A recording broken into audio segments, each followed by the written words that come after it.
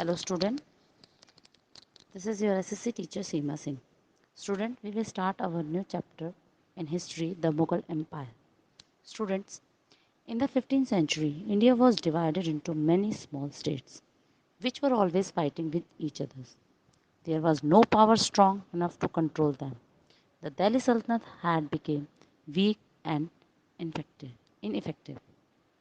The last of the Lodi Sultanate, Ibrahim Lodi, was ineffective and cruel. He insulted Daulat Khan Lodi. The governor of Punjab, Daulat Khan Lodi, was Rana Sanga, the ruler of Mewar, wanted to end the rule of the Lodi. They invited Babur, the ruler of Kabul, to invade Delhi.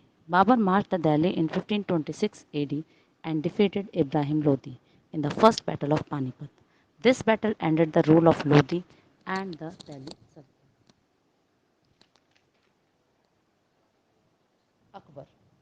Jalaluddin Muhammad Akbar was born on 14 November 1542 AD in Amarkot in Sindh. His father Humayun and mother Hamida Banu Begum to Kabul, where he was left behind, and his parents went off to Persia. When his father returned to India, he became with him.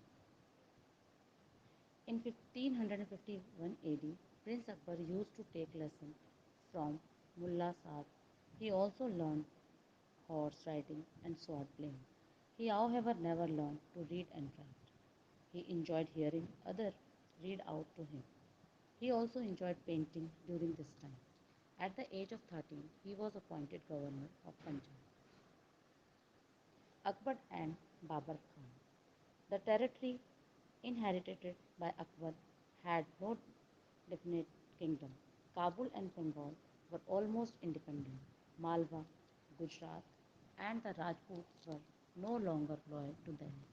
In Deccan, there was 5 independent states, and in the far south, there was the Vijayanagar kingdom.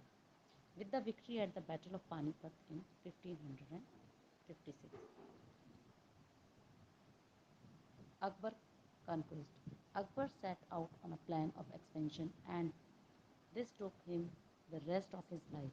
He conquered Malwa and Gondwana, Chittor and Ranthambore fell in 1568 AD. Ahmednagar in the Deccan was annexed in 1600 AD. Chand Bibi, the aunt of child ruler, defended the kingdom, but the noble accused her of treachery and murdered her.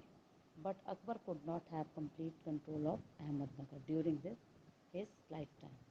Mughal nobility. When Babur came to India, he was commanded by a number of Central Asian nobles called Turanis and some Iranis. Later, some Afghan and Indian Muslims to become nobles. These nobles were granted Jagirs, which consisted of several villages and towns. In return, they maintained an army to help the emperor. Akbar and the Rajputs. Akbar realized very early in his life that he had to be Padshah of all his people, the Hindus as well as Muslims. He took several messengers to win over the Hindu population. In 1560 AD, he abolished the pilgrim tax on bathing at holy places like Banaras, Prayagraj. He also abolished the practice of the forcibly converting prisoners of war to Islam. With these measures, he laid foundation of empire where all citizens were treated equally. Akbar found that the Rajput warriors were brave and loyal. He allowed rulers to rule over their kingdom, and all of them became his amirs with jagirs. So they helped him to commanding his army or supplying during a war. On the other hand, most of the Rajputs realized that Akbar was too strong to fight, and if they accepted his friendship, he would not attack them.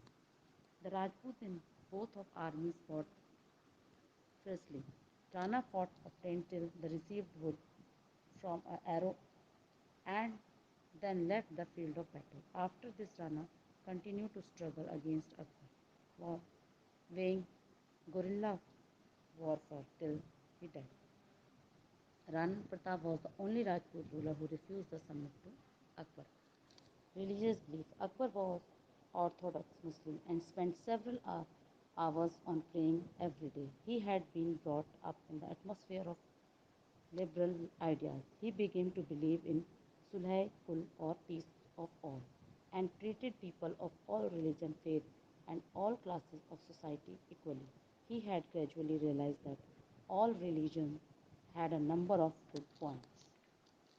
Akbar never learned how to read and write, but he possessed an almost superhuman memory power, which enabled him to remember accurately the contents of books read to him. He was always surrounded by learned people, and his court was famous for the nine gems, the Navratna.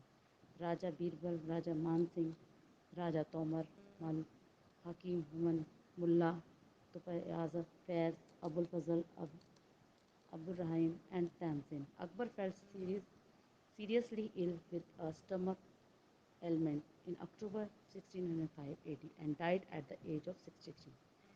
Even today, Akbar is remembered and admired by one and all as the greatest Mughal ruler. Thank you.